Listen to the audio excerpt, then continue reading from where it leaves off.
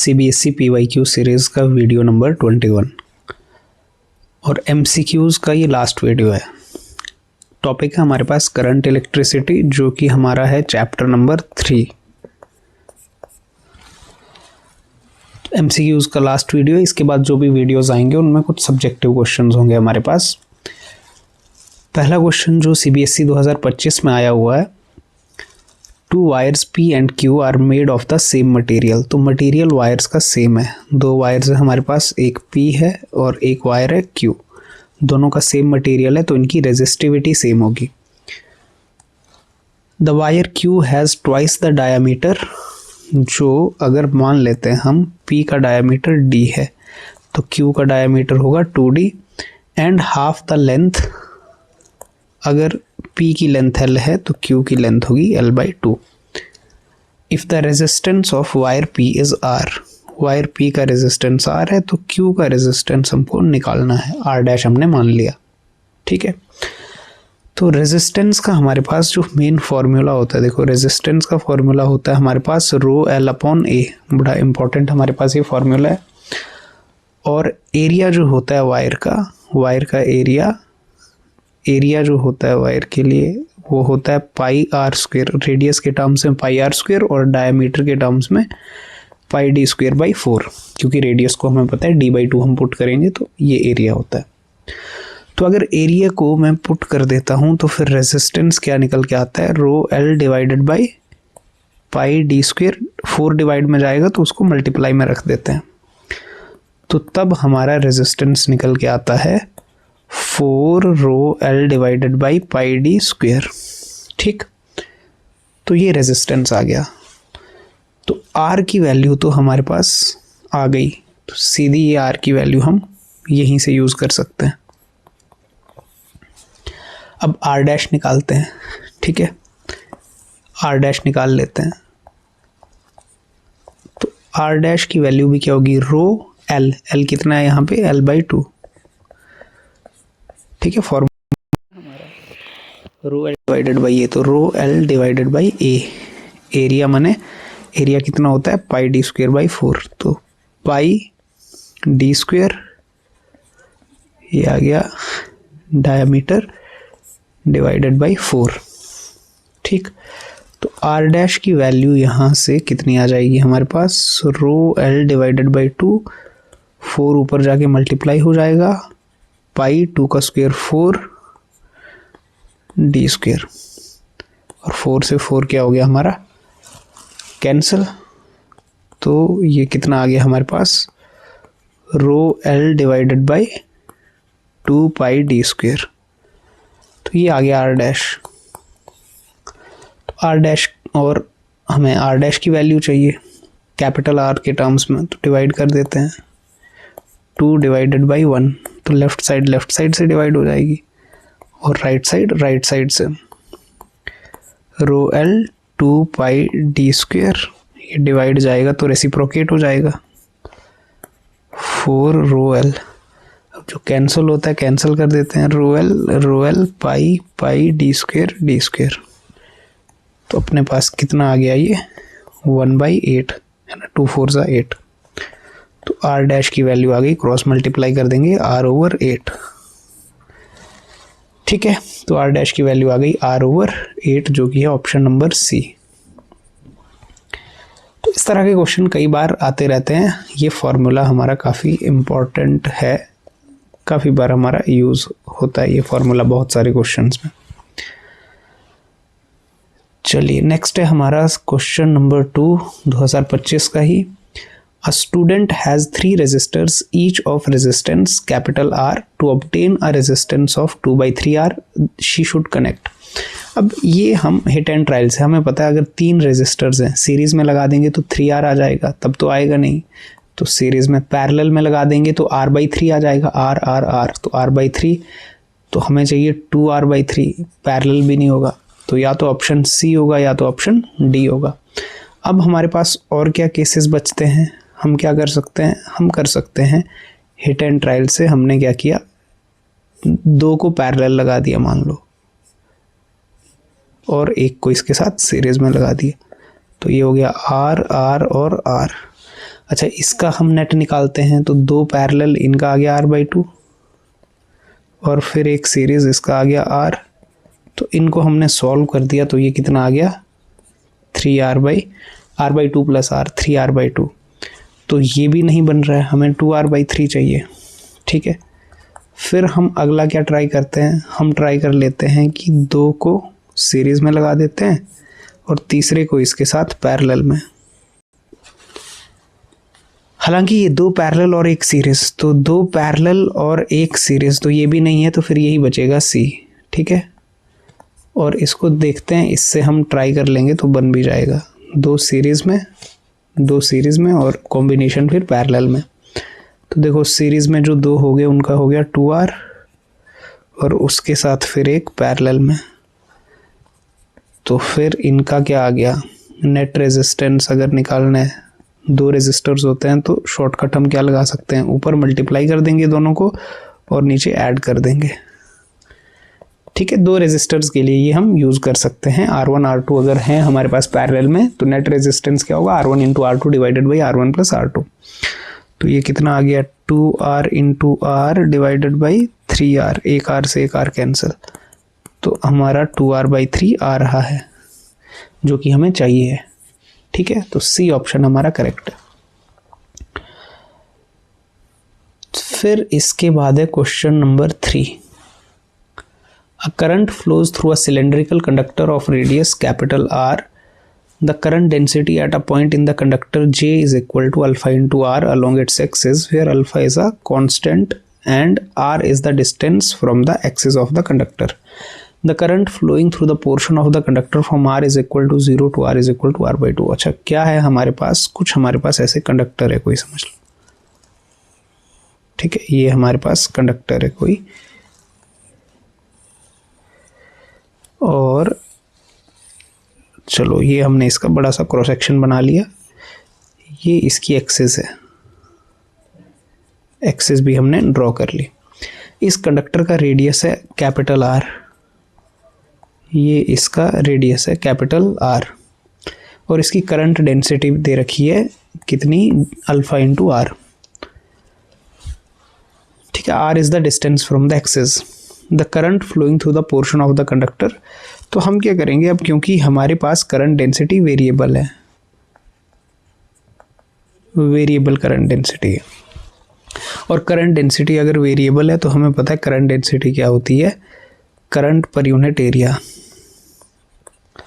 Uniform हो तो I/A लिखते हैं। तो यहाँ से हमारे पास DI क्या हो जाएगा, DI हो जाएगा J इंटू DA। तो हमें क्या चाहिए, हमें चाहिए करंट की वैल्यू I, तो दोनों साइड इंटीग्रेट कर देंगे। दोनों साइड जब इंटीग्रेट कर देंगे तो DI की integration I is equal to integration J into DA। तो इसको हमें सॉल्व करके आइडिया लगेगा प्रोपोर्शनैलिटी का। तो हमने क्या किया, हमने यहाँ पर एक छोटा सा एलिमेंट कंसीडर किया, ये मान लेते हैं, छोटा सा एलिमेंट कंसीडर कर लेते हैं, और इसका क्या है, इसका रेडियस हमने मान लिया स्मॉल r। इसका जो रेडियस है वो क्या मान लिया हमने, स्मॉल r। ठीक है, और ये जो एलिमेंट है, ये जो एलिमेंट है, इस एलिमेंट की थिकनेस जो है, इस एलिमेंट की थिकनेस लेट्स से वो कितनी है, dr। ठीक, और करंट कितना फ्लो कर रहा है उसमें से, DI करंट फ्लो कर रहा है। ठीक है, ये जो एलिमेंट है हमारा ये, ठीक है, इसमें से कुछ हमने मान लिया करंट DI फ्लो कर रहा है। ठीक, तो अब हम क्या करते हैं, हम यहाँ से DA लिख सकते हैं। अगर साइड में मैं इसको ड्रॉ भी करूँ तो ये हमारा छोटा सा जो हमने एलिमेंट ड्रॉ किया है, ये इसकी रेडियस हमारी कितनी है, रेडियस है R। ठीक है, और इसकी थिकनेस कितनी है, थिकनेस है खुद की dr। ठीक, तो इसका एरिया कितना हो जाएगा, एरिया, इसका एरिया, ये अगर इसको कट करके देखेंगे तो ये एक स्ट्रिप की तरह है, ये ऐसे। तो इसकी लेंथ तो हो जाएगी 2 पाई r, सरकमफेरेंस ही होगी ना पूरा ये लेंथ, और इसकी जो थिकनेस है ये है डी आर, तो इसका एरिया क्या हो जाएगा फिर, लेंथ इंटू विड्थ, तो 2 pi are into D R. ठीक है, ये क्या हो गया, इसका डी ए हो गया। तो फिर बस इतनी सी बात अगर हमें समझ आई तो आगे हम अब इसको कर सकते हैं। तो हम क्या करेंगे, इसको सीधा आई की वैल्यू अगर हमें निकालनी है तो हम बोलेंगे जे की वैल्यू कितनी, alpha into r into d a into 2 pi r d r, फिर 0 से r/2 इंटीग्रेट कर देंगे इसको। तो यहाँ से हमारी वैल्यू जो कांस्टेंट है बाहर लिख लिए, अल्फ़ा कांस्टेंट है, 2 कांस्टेंट है, पाई कांस्टेंट है, और ये हो गया r² dr from 0 to r/2। तो ये हो गया हमारे पास 2 pi alpha r³ divided by 3, 0 से r/2। तो 2 पाई अल्फ़ा डिवाइडेड बाई 3 और ये आ जाएगा r/2 का क्यूब, r/2 का क्यूब। ठीक है, तो ये आ गया आपके पास 2 pi alpha divided by 3 into r³ by 2 की पावर। तो हमसे प्रोपोर्शनैलिटी पूछी थी, प्रोपोर्शनैलिटी के हिसाब से आ रहा है r की पावर 3। ठीक है, तो r की पावर 3 के प्रोपोर्शनल हो सकता है।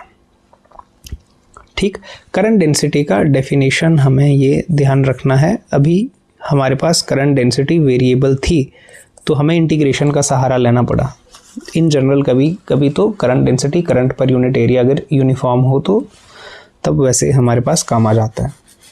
ठीक है, और जब भी हमारे पास इंटीग्रेशन हमें करनी पड़ती है तो हमें एक एलिमेंट कंसीडर करना पड़ता है। फिर उस एलिमेंट की हमने थिकनेस मान ली डी आर, और उसकी जो भी सर्कुलर रिंग हमने कंसीडर करी, जो हमारा एलिमेंट है वो रिंग है एक तरह का। ठीक है, तो ये जो एलिमेंट है उसकी थिकनेस है डी आर और उसकी रेडियस है आर, तो उसकी लेंथ कितनी आ जाएगी, 2 पाई आर।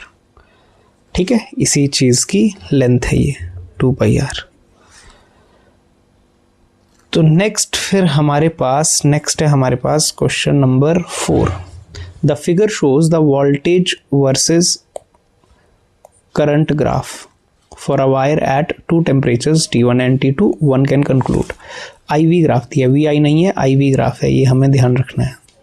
तो IV ग्राफ है, VI ग्राफ हो तो ज़्यादा स्लोप ज़्यादा रेजिस्टेंस, कम स्लोप कम रेजिस्टेंस। IV ग्राफ है तो उल्टा होगा। लेट से इसका रेजिस्टेंस है मान लो R2 और इसका रेजिस्टेंस है R1, तो यहाँ पर क्या होगा, R2 greater than R1, R2 बड़ा रेजिस्टेंस होगा क्योंकि ग्राफ कौन सा है, IV है, ग्राफ VI नहीं है।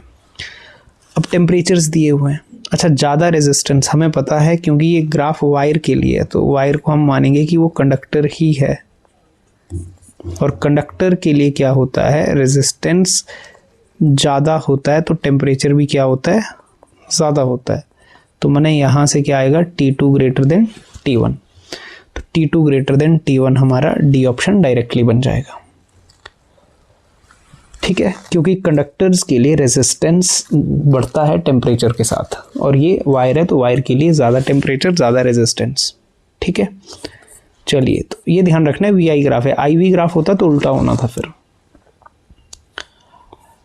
नेक्स्ट हमारे पास है question number 5। If RS and RP are the equivalent resistances of n resistors each of value R in series and parallel combinations respectively, then the value of RS minus RP। तो अगर n resistors हमारे series में हैं तो RS की value क्या आ जाएगी, R plus R n times, तो NR, और n रेजिस्टर्स अगर पैरेलल में लगा दिए तो R ओवर n। ठीक है, 2 रेजिस्टर पैरेलल हैं तो R/2, 3 रेजिस्टर पैरेलल में है तो R/3। आइडेंटिकल रेजिस्टर्स अगर होते हैं तो, ठीक है, तो ये आ गया हमारे पास। अब हमसे क्या पूछा है, हमसे सिंपली पूछा है RS माइनस RP। तो RS माइनस RP कितना आ गया, NR minus R over N।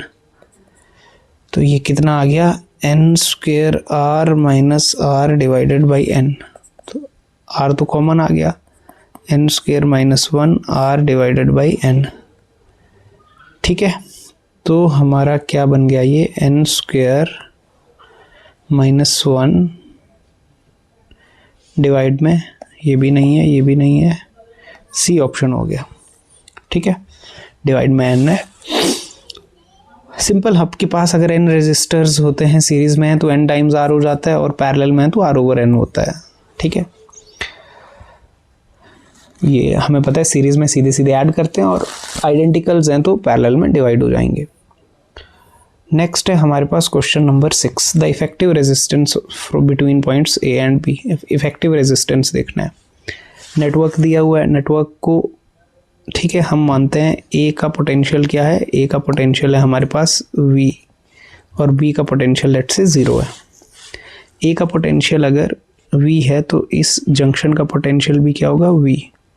इसका 0 है तो इस जंक्शन का भी पोटेंशियल 0।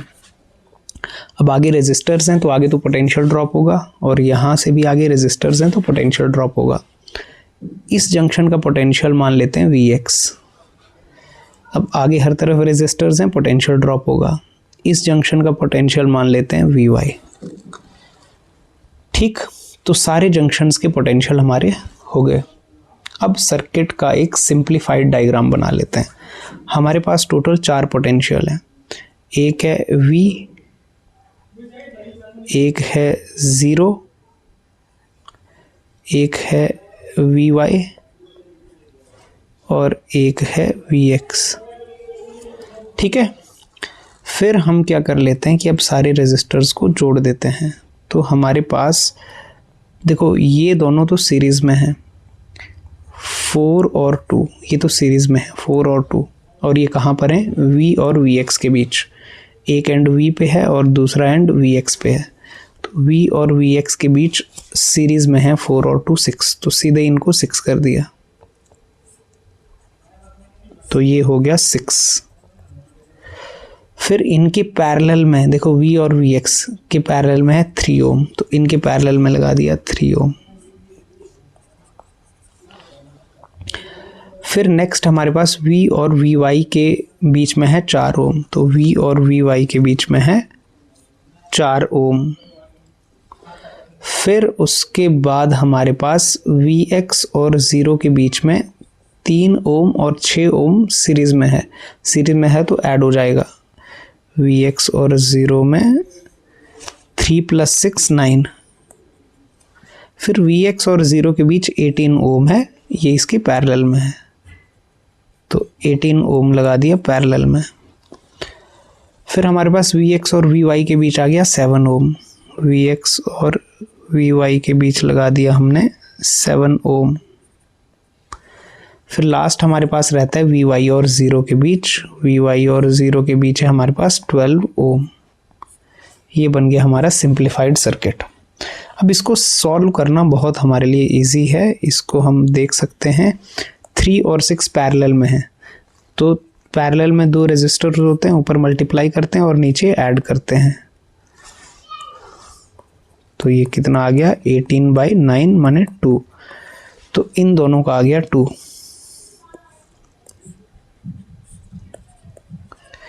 18 और 9 भी हमारे पास क्या है, पैरेलल में है, तो इनको भी सेम ही तरीके से हमने सॉल्व कर लिया।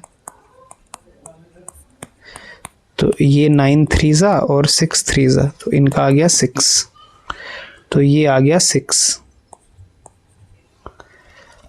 फिर इधर है आपका 4 और इधर है आपका 12 ओम और बीच में है ये 7 ओम। तो अब आपका व्हीटस्टोन जैसा बन गया। देखो 2/4 कितना आ गया 1/2, 6/12 1/2, तो बीच वाला एलिमिनेट हो जाएगा, इसका कोई काम नहीं है। तो हमारा सिंप्लीफाइड सर्किट अब क्या बन गया,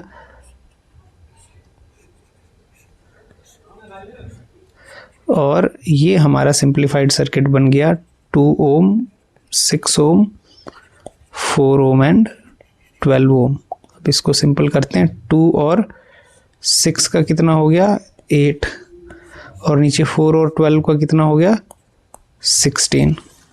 तो इन दोनों को हम सॉल्व करते हैं, पैरेलल है, तो नेट रेजिस्टेंस जो होगा पैरेलल में क्या करते हैं हम, ऊपर दोनों को मल्टीप्लाई और नीचे ऐड कर देते हैं। तो 8 इंटू 12 डिवाइडेड बाई 24, 8 1 ज़ा 8, 8 3 ज़ा 3 4 ज़ा, तो ये आ गया अपना 4, जो कि ऑप्शन नहीं है। कुछ गड़बड़ हो गया, गड़बड़। अच्छा ये 12 नहीं 16 है, 16। यहाँ से हमारे पास 8 इंटू 16 डिवाइडेड बाई 8 प्लस 16, तो 8 इंटू 16 डिवाइडेड बाई 24, तो ये 1 3, 16/3। ठीक है, सी ऑप्शन है।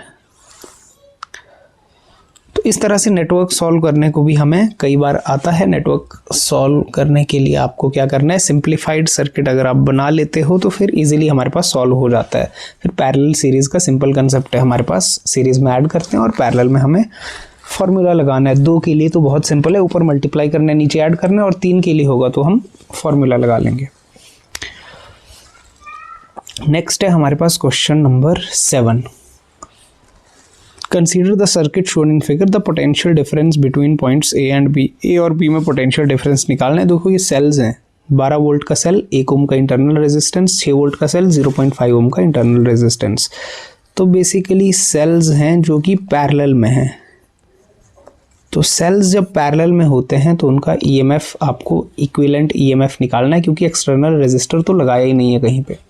सेल उसका इंटरनल रेजिस्टेंस, एक्सटर्नल रेजिस्टेंस है नहीं, तो जो सेल का ईएमएफ होगा वही पोटेंशियल डिफरेंस होगा एंड्स में। ठीक है, क्योंकि हमारे पास एक्सटर्नल रेजिस्टर सर्किट में दिया ही नहीं है।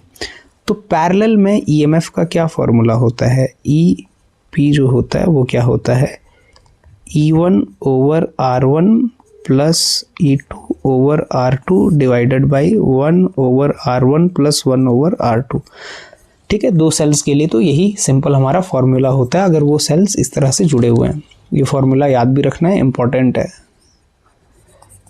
तो इसको हम ट्राई करते हैं। E1 आ गया आपका 12 डिवाइडेड बाई R1 आ गया आपका 1 प्लस E2 आ गया आपका 6 डिवाइडेड बाई 0.5।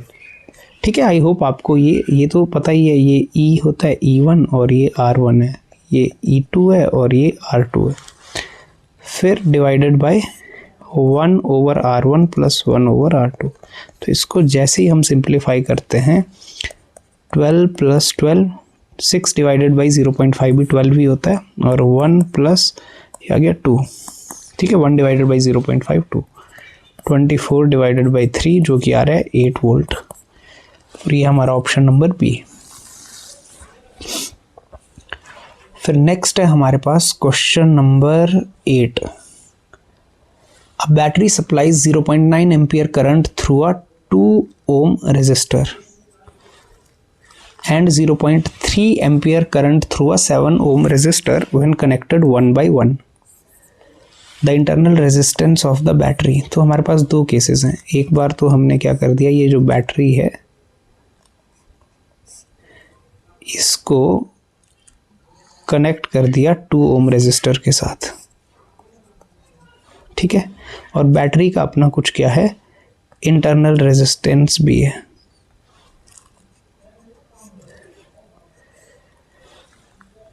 मान लो बैटरी का ईएमएफ है E और बैटरी का इंटरनल रेजिस्टेंस R। तो इस टाइम ये करंट कितना सप्लाई करती है 2 ओम रेजिस्टर के लिए, 0.9 एम्पियर। और दूसरा केस क्या है कि सेम ही बैटरी को, सेम ही ईएमएफ की बैटरी और स्मॉल r इंटरनल रेजिस्टेंस है, इसको कनेक्ट करता हूं मैं 7 ओम के रेजिस्टर से, तब ये करंट देती है 0.3 एम्पियर। ठीक है, ये 2 सिचुएशन है, 1 बाई 1 कनेक्ट कर। तो इंटरनल रेजिस्टेंस निकालना है, स्मॉल r की वैल्यू हमने निकालनी है। ठीक, तो आपको नेट रेजिस्टेंस देखो कितना हो गया, यहाँ पर नेट रेजिस्टेंस कितना हो गया, स्मॉल r प्लस 2, और यहाँ पर नेट रेजिस्टेंस कितना हो गया आपको, स्मॉल r प्लस 7 ओम। और करंट यहाँ पर कितना है, 0.9 एम्पियर। इस साइड करंट कितना है, 0.3 एम्पियर। फॉर्मूला क्या होता है आपका? फॉर्मूला होता है आपका सीधा V is equal to I into R। तो R कितना आ जाएगा? R+2 net resistance. और यहाँ भी फॉर्मूला आ जाएगा E is equal to I into R+R। I की वैल्यू पुट कर दोगे आप। E is equal to I की वैल्यू कितनी है? 0.9 इंटू स्मॉल r+2 और यहाँ से कितनी आ जाएगी? 0.3 इंटू स्मॉल r+7। अब आपके पास दो इक्वेशंस हैं, ठीक है, दो इक्वेशंस हैं आपके पास। और क्योंकि बैटरी तो सेम है तो उसका ईएमएफ तो सेम होगा, बैटरी सेम है तो उसका ईएमएफ और इंटरनल रेजिस्टेंस तो सेम होगा। तो यहाँ से आप कर दो दोनों को इक्वेट। लेफ्ट साइड इक्वल है तो राइट साइड भी क्या होंगी? इक्वल होंगी। तो आपने यहाँ से कर दिया इनको इक्वेट। तो क्या बन गया आपके पास? 0.9 into small r+2 is equal to 0.3 into small r+7। तो ये आ गया आपके पास। डेसिमल हटा देते हैं। 9 into r+2 is equal to 3 into r+7। दोनों साइड डेसिमल रिमूव कर दिए। 3 1 ज़ा 3, 3 3 ज़ा 9। तो 3r+6 is equal to r+7। तो 3r माइनस r कितना हो गया? 2r is equal to 1। तो r आ गया 1/2 जो कि आ गया 0.5 ओम। ठीक है, डी ऑप्शन हमारा आ जाएगा। दो कंडीशंस दी हैं, सिंपल हमने फॉर्मूला लगाया और इक्वेट कर दिया क्योंकि सेल का ईएमएफ और स्मॉल r तो सेम ही रहेगा। फिर नेक्स्ट है हमारे पास question number 9। Electrons drift with speed vd in a conductor with potential difference v across its ends. If v is reduce to v/2 then drift speed. तो basically drift speed और potential में क्या relation होता है वो हमको देखना है। तो ड्रिफ्ट स्पीड का फॉर्मूला क्या होता है? ड्रिफ्ट स्पीड का जो फॉर्मूला होता है वो होता है E divided by m into tau. ये इसका फॉर्मूला है, ठीक है, मैग्नीट्यूड का, वैल्यू का, मैग्नीट्यूड ऑफ ड्रिफ्ट वेलोसिटी। इस फॉर्मूले, ये हम डेरिवेशन भी आता है पेपर में कई बार।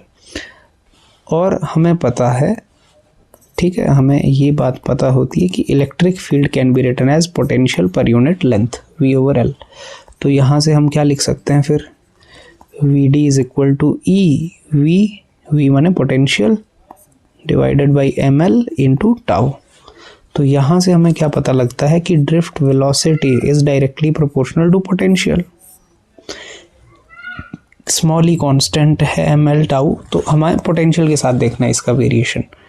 तो अगर मैं पोटेंशियल को कर दूंगा आधा तो ड्रिफ्ट स्पीड भी आधी हो जाएगी, ठीक है। तो अगर पोटेंशियल की डायरेक्ट प्रोपोर्शनैलिटी है तो अगर मैं पोटेंशियल को हाफ कर दूं तो ड्रिफ्ट स्पीड भी क्या हो जाएगी? हाफ हो जाएगी, क्योंकि डायरेक्ट प्रोपोर्शनैलिटी है, ठीक है। चलिए, तो इसके बाद नेक्स्ट है हमारे पास question number 10। The current density due to drift of electrons in a conductor is given by symbols have their usual meaning। तो आपके पास करंट डेंसिटी और ड्रिफ्ट वेलोसिटी के बीच में रिलेशन निकालना है। तो स्टैंडर्ड रिलेशन होता है आपके पास, ठीक है, याद भी रखना होता है हमें। I is equal to VDENA, बड़ा इंपॉर्टेंट रिलेशन है, स्टैंडर्ड रिलेशन है, हमें याद ही रखना है। अब ये रिलेशन होता है, हमसे पूछा करंट डेंसिटी। तो करंट डेंसिटी कैसे बनेगी? एरिया को इधर डिवाइड कर दो, तो current over area is equal to VDEN, ठीक है, VDEN हो गया। अब करंट पर यूनिट एरिया क्या हो गया? Current density is equal to VDEN। तो करंट डेंसिटी होती है VDEN, तो VDEN डी ऑप्शन, ठीक है, VDEN, NEVD एक ही बात है। फिर नेक्स्ट है हमारे पास question number 11। The current of 0.8 ampere flows in a conductor of 40 ohm in 1 minute. The heat produced in the conductor. तो ये तो डायरेक्ट हमारा लॉ है, जूल्स लॉ ऑफ हीटिंग। अच्छा, हीट क्या होता है? हीट होता है I² into R into T, ठीक। करंट आपका दिया हुआ है 0.8 का स्क्वायर, रेजिस्टेंस दिया हुआ है 40, टाइम दिया है 1 मिनट, 1 मिनट माने 60 सेकेंड्स, तो क्योंकि टाइम हम सेकेंड्स में रखेंगे तो 0.64 इंटू 40 इंटू 60, तो डेसिमल ख़त्म हो गया, 60 1 2 0 से डेसिमल ख़त्म कर दिया, 4 इंटू 6, तो कितना आ गया हमारा, पहले इनको करते हैं, 4 4 ज़ा 16, 4 6 ज़ा 24, 25 इंटू 6, 6 6 ज़ा 36, 6 5 ज़ा 30, 33, 6 2 ज़ा 12, 15, ठीक है, तो इतना जूल आ गया जो कि बी ऑप्शन है, तो डायरेक्ट हमारा फॉर्मूला। फिर हमारे पास CBSE 2023 में क्वेश्चन आया हुआ है, a cell of EMF E is connected across an external resistance R. When current I is drawn from the cell, the potential difference across the electrodes of the cell drops to V. The internal resistance R of the cell. हमारे पास क्या है, एक cell है दिया हुआ जिसका कुछ EMF है और इंटरनल रेजिस्टेंस है, EMF E है, इंटरनल रेजिस्टेंस R है। It is connected to some external resistor capital R, ठीक। व्हेन करंट I, इसमें करंट कितना चल रहा है, I is drawn from the cell, potential drop across the electrodes of the cell drops to V, तो potential difference V है, drop V है, ठीक है। तो हमें इंटरनल रेजिस्टेंस का एक्सप्रेशन निकालना है। देखो क्या कर सकते हैं हम, हमारे पास पहले तो नेट रेजिस्टेंस कितना है, यहाँ पे नेट रेजिस्टेंस है हमारे पास R प्लस R, तो अगर मैं यहाँ से एक रिलेशन निकालूं EMF is equal to, EMF क्या होता है, देखो रिलेशन किस में चाहिए, रिलेशन में करंट नहीं है, रिलेशन में E है, V है, R है, सब में EVR I भी है कुछ में, एक में, तो हमारे पास एक तो होता है E जो होता है वो होता है V plus small v, V माने potential drop across this resistor and small v माने potential drop across small resistor. तो इसको मैं ऐसे भी लिख सकता हूँ इसको कि capital V is E minus small v, और स्मॉल v का मतलब होता है, कैपिटल V का मतलब होता है I into R, small v का मतलब होता है I इंटू स्मॉल r, क्योंकि सीरीज है तो करंट तो सेम ही रहता है सीरीज में, ठीक। तो यहाँ से एक तो हम इसको ऐसे लिख सकते हैं कि हमारे पास v की वैल्यू आ सकती है E minus I into R, ठीक, या R की वैल्यू निकाल सकते हैं यहाँ से, तो I into R is equal to E minus V, तो R is equal to E minus V divided by I, ठीक है। तो एक तो ये है, अब ये कोई ऑप्शन हमारे पास नज़र आ नहीं रहा है जो दिया है, तो हमें I को एलिमिनेट करना पड़ेगा। एक और तरीका है हमारे पास I को एलिमिनेट करने का, ठीक है, as E is equal to I into R plus R, तो यहाँ से I को एलिमिनेट कर लेते हैं, this implies I is equal to E divided by R plus R, और यहाँ से हमने I निकाल लिया, इस I को कर देते हैं पुट यहाँ पे, ठीक है। अब कर देते हैं 2 में पुट, सॉरी 1 में पुट, फ्रॉम 1 पुट करके देखते हैं, तो small r is equal to E minus V divided by I को लिख दिया E divided by R plus R, तो वो मल्टीप्लाई में चला गया ऊपर। अब इसको सिंप्लीफाई करते हैं, स्मॉल r को अलग कर लेते हैं, तो क्रॉस कर दिया, ये E ऊपर चला गया, E माइनस V नीचे चला गया, इधर रह गया R प्लस R, और इस स्मॉल r को डिवाइड में ले आए, देखो स्मॉल r को इधर ले आए और ये वाली फ्रैक्शन जो है पहले वाली इसको दूसरी साइड ले गए, तो इससे हमारे पास क्या आ गया, ये E divided by E minus V is equal to divide कर दिया R over small r plus R over R1। फिर इसको और सिंप्लीफाई करते हैं, तो E over E minus V, plus का 1 उधर गया माइनस का, आर ओवर स्मॉल आर, इसको सिंप्लीफाई करते हैं, ठीक है, स्मॉल आर निकाल लेते हैं। तो E minus V divided by E minus V is equal to capital R divided by small r. हमें स्मॉल आर चाहिए तो हमने दोनों साइड रेसिप्रोकेट कर लिया। चलो पहले इसको सिंप्लीफाई और कर लेते हैं अभी, फिर रेसिप्रोकेट करते हैं।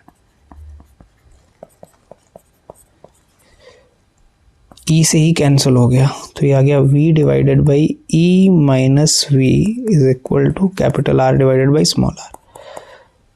रेसिप्रोकेट कर दिया हमने, तो ये आ गया e minus V divided by V is equal to small R by capital R. अब स्मॉल आर को क्रॉस कर दो, तो e minus V divided by V, तो ये हमारी स्मॉल आर की वैल्यू आ गई,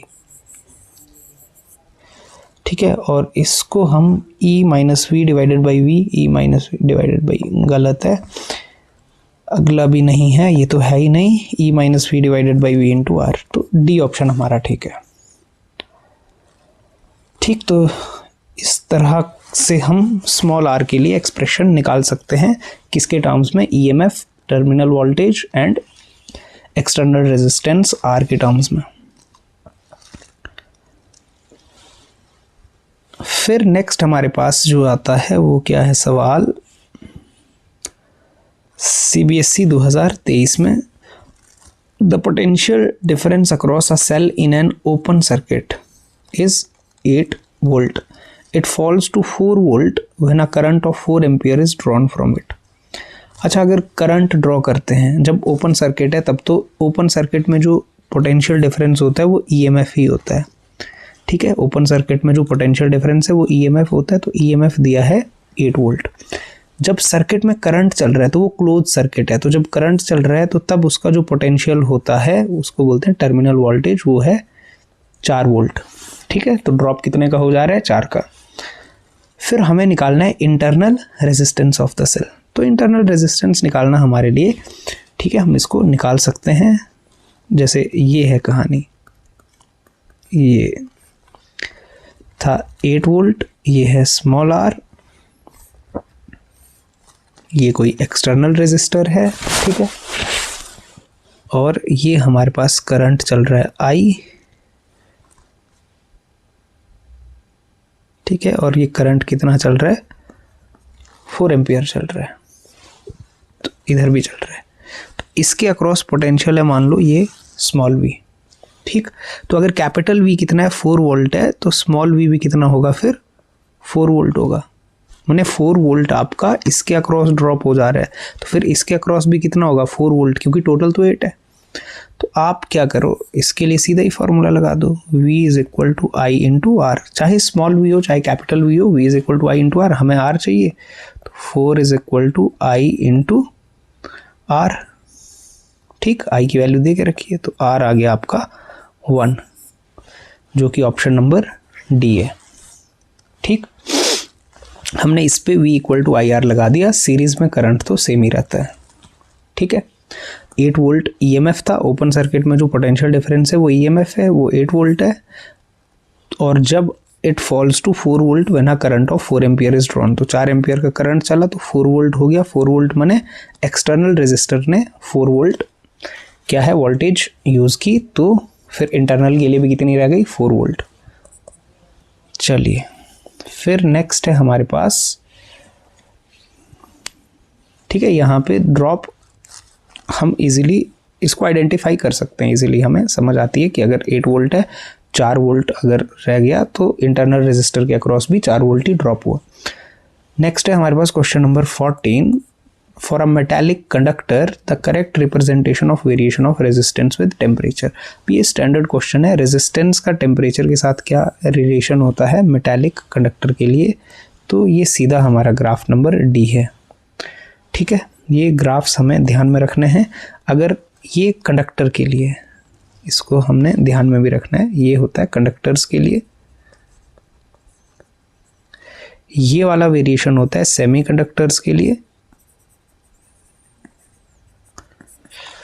ठीक है, और इस तरह का कुछ होता है, लेकिन कम स्लोप होता है अलॉयज़ के लिए, कि अगर हम रेजिस्टेंस वर्सेस टेम्परेचर ग्राफ बनाते हैं तो अलॉयज़ के लिए कुछ ऐसा होता है, ठीक है, ऐसा होता है अलॉयज़ के लिए।